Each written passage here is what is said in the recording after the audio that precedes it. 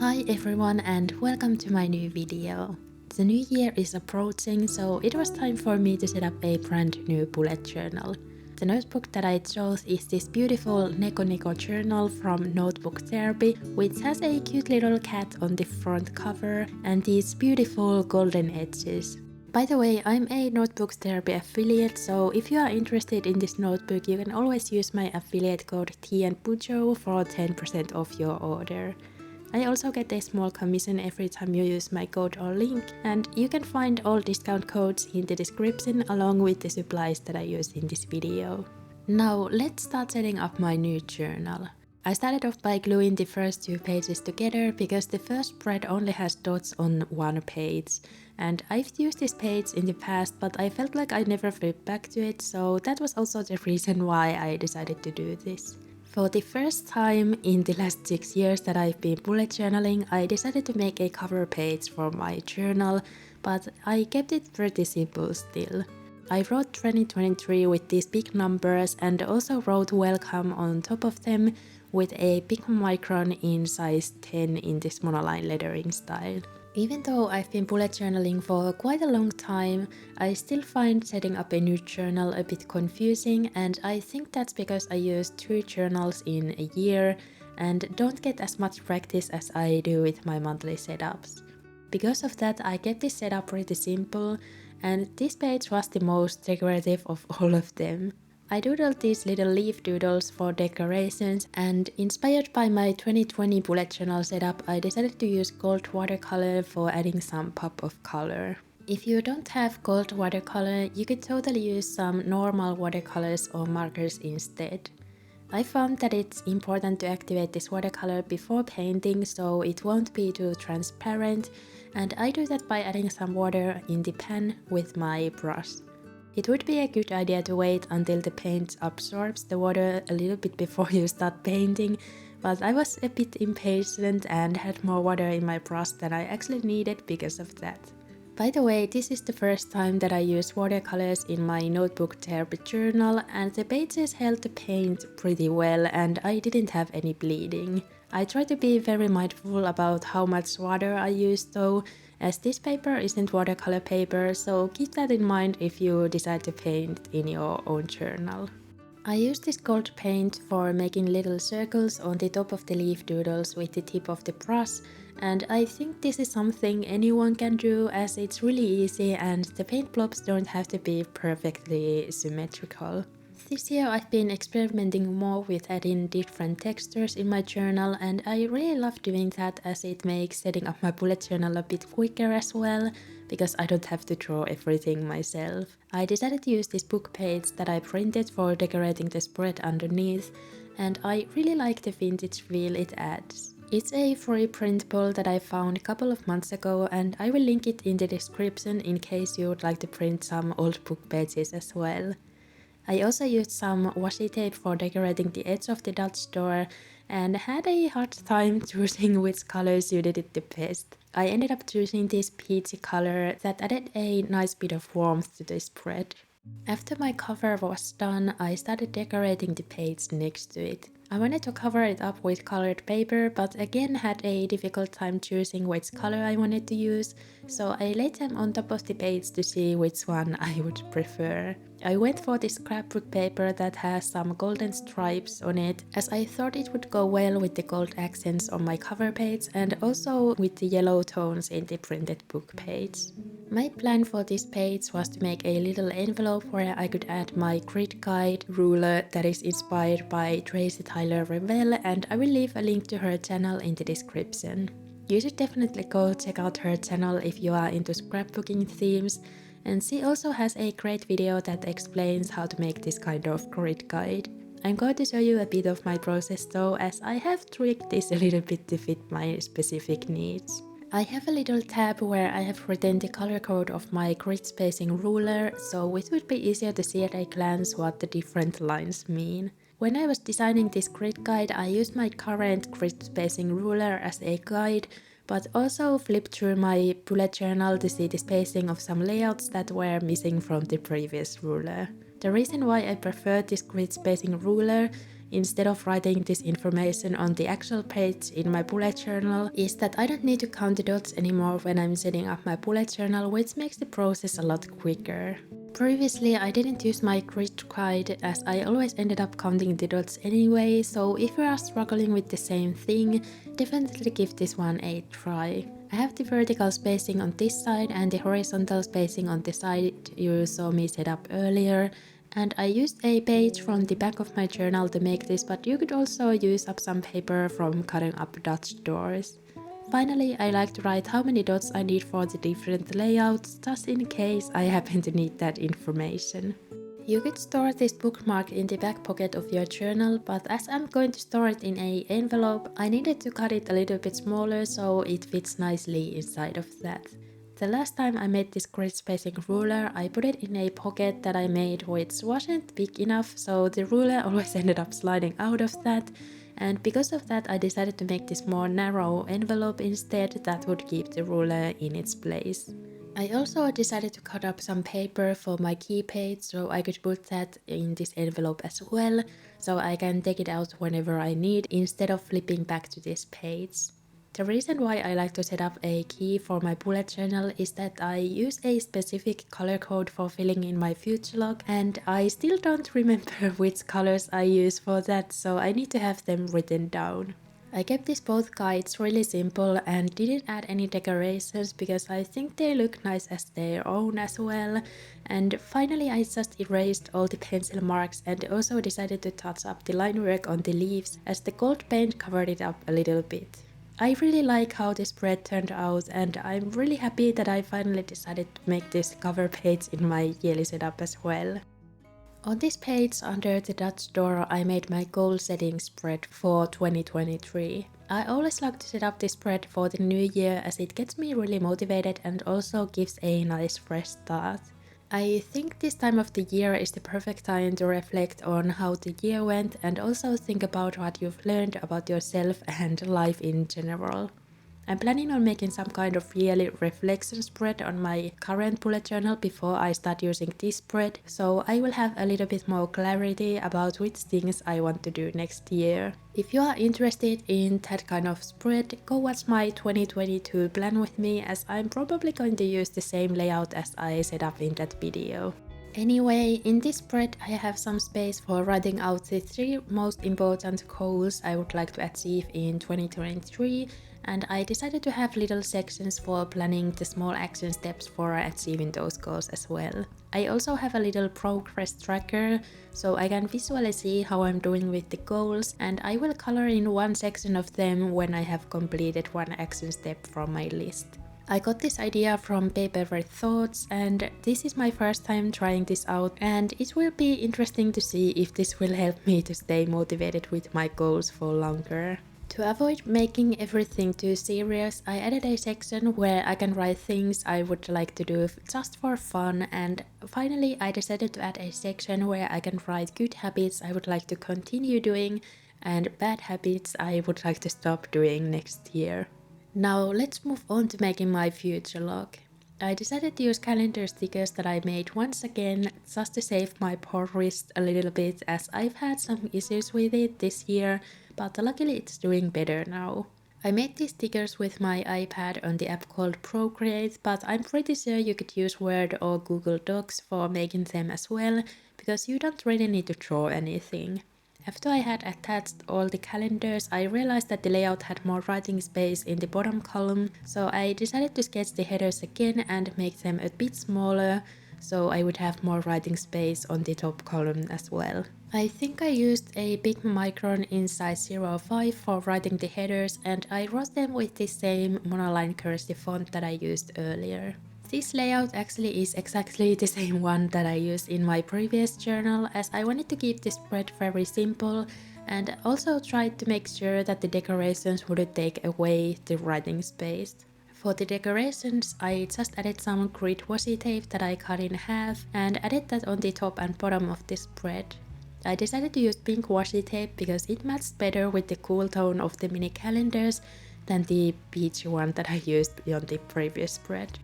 When I was setting up this bullet journal, I tried to be very mindful about the order I want my spreads to be in and tried to make the spreads I use the most in the beginning so they are a bit easier to find.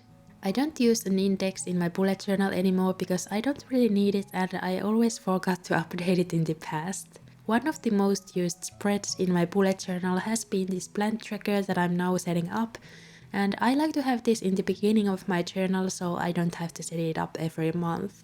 I cut up some Dutch doors so I will have my plant tracker ready for the next 6 months, and on the right side I wrote a list of all the plants that I currently have. If you are curious about how I actually use this tracker, go watch my previous video where I show you how I use and fill in this tracker and use my bullet journal in general. Anyway, to save my wrist a little bit, I scanned this list I wrote and printed it so I wouldn't have to write it again and again in every spread, and this saved a lot of time as well. I used the same layout in my current bullet journal and really ended up liking it, so I used it again for this one, but changed up the decorations a little bit.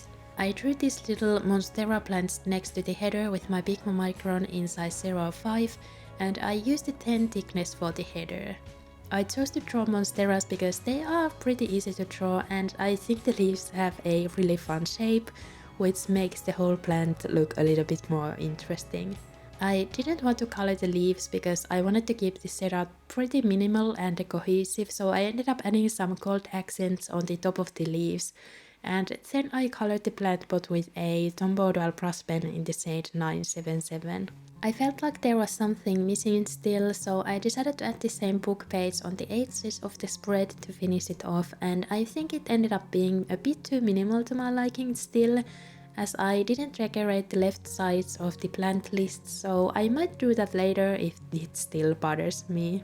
I do like how the setup turned out still, and I can't wait to start using it. Hopefully it will help me to keep all my plants alive during the winter, as it's definitely the most difficult season for plants here in Finland.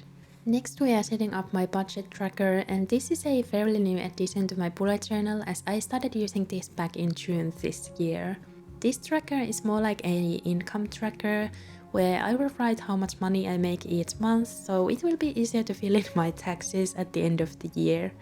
I like to track my expenses on my phone because that's just more convenient and easier, as my phone app basically does it for me. I think tracking finance stuff is different for everyone, so I would encourage you to try to find the way that works the best for you and your needs. And I think that is important when it comes to bullet journaling in general. When it comes to the layout of this tracker, I first have a space where I can write my monthly income for the next 6 months, and below it I will also keep track of items that have been gifted to me.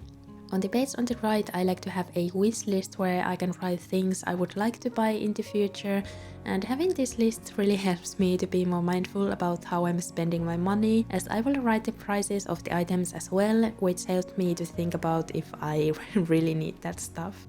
I also left some room for figuring out my business expenses, and I don't have a business yet, by the way. One of my goals this year was to actually open my own little shop, but I didn't achieve it, so I'm hoping to finally open it next year, and I thought having a place where I can figure out the prices of the different supplies that I need would help me with that. For the decorations, I doodled some leaves on the right side and also added some gold accents next to the header. I made a little mistake with the income tracker, so I covered that up with my white jelly roll. Finally, I went over the line work again to fix the parts that I covered up with the gold paint, and also added some thinner lines inside of the leaves to make it stand out more. Now we are setting up a spread that I've never actually made before, so it will be interesting to see if this will work for me or not.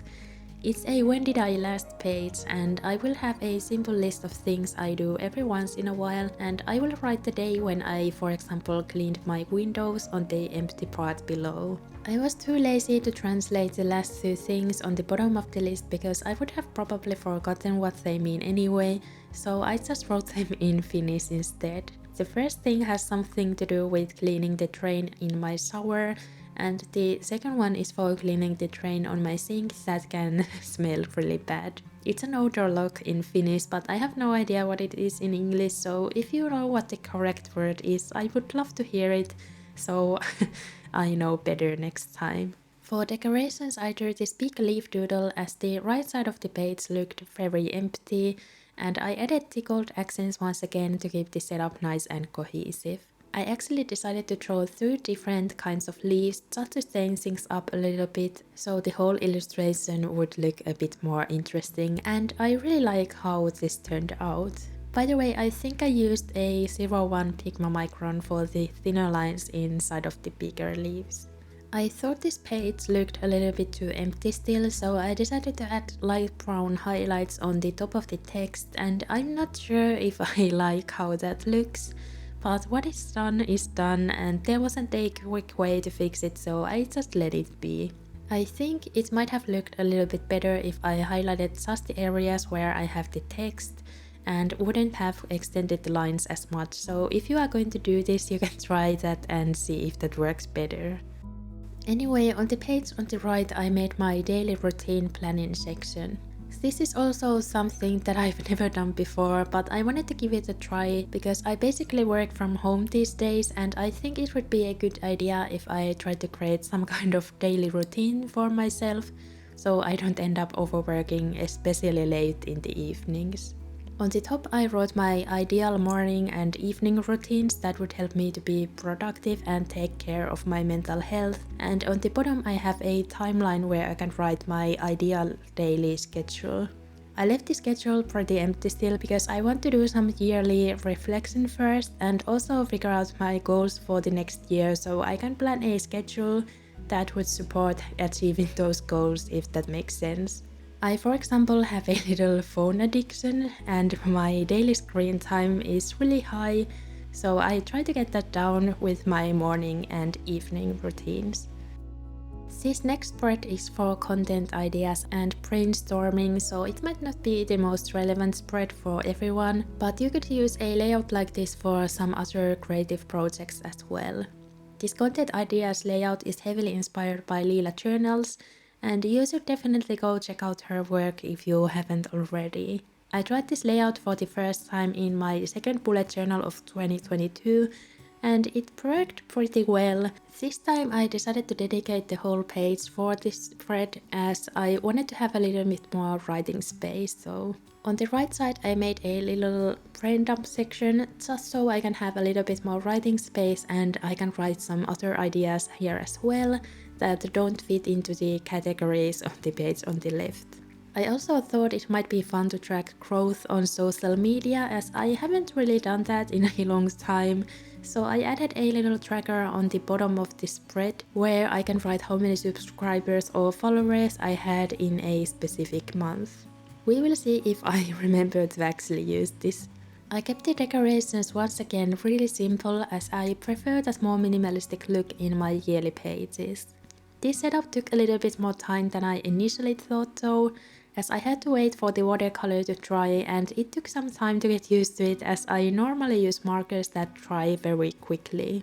But other than that, this setup was very simple to do and I think this way of decorating would be great for beginners as well. I would love to hear if you have a theme in the beginning pages of your bullet journal or do you prefer the more simplistic look as well, so let me know in the comments. Anyway, now we are setting up the last spread in this yearly setup, which is for keeping track of things I want to check out. This year I've been really into listening to podcasts, as I've been listening more of them than music, so if you have any podcast recommendations, I would love to hear them. I can't really watch anything while I'm filming, for example, as that gets me too distracted, so I like to listen to some podcasts or deep dive videos on YouTube instead. All my favorite podcasts are in Finnish, so I can't really give recommendations on that, but if you like deep dive videos on specific topics, I can highly recommend Smoky Glow's YouTube channel, and Kendall Ray is also great if you are into true crime. Of course, if you have any book or TV show recommendations as well, I would love to hear them, so leave them in the comments. I'm going to write all the books, movies and TV shows that I actually watched or read on this page on the right, And I don't have a lot of writing space here because I don't usually read that much, for example. I divided these columns into 3 sections so I can review the media that I consumed, and I used just a simple star rating for that. To change things up a little bit, I drew a little doodle that describes the title next to it, and the book doodle was probably the most difficult one of all of these, but I think it turned out okay. My favorite movie snack is definitely popcorn, so of course I had to draw that. And by the way, I will write just the movies I watched in the movie theater here. I don't really know why I don't write the ones I watch at home.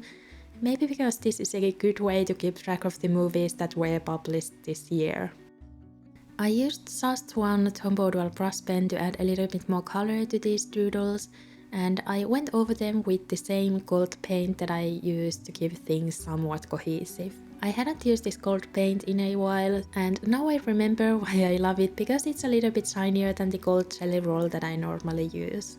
Gold jelly roll will probably still be my go-to for adding gold details, as it's so much quicker and I don't always have the patience or time to wait for the paint to dry. As a last step, I added these gold lines on the top and bottom of the spread because those areas looked a little bit too empty. Now it's time for the final flip through, and I really like how this setup turned out. This first spread is probably my favorite, as I love the vintage feel and also the colors, and I'm really glad that I finally decided to do a cover page for my new journal.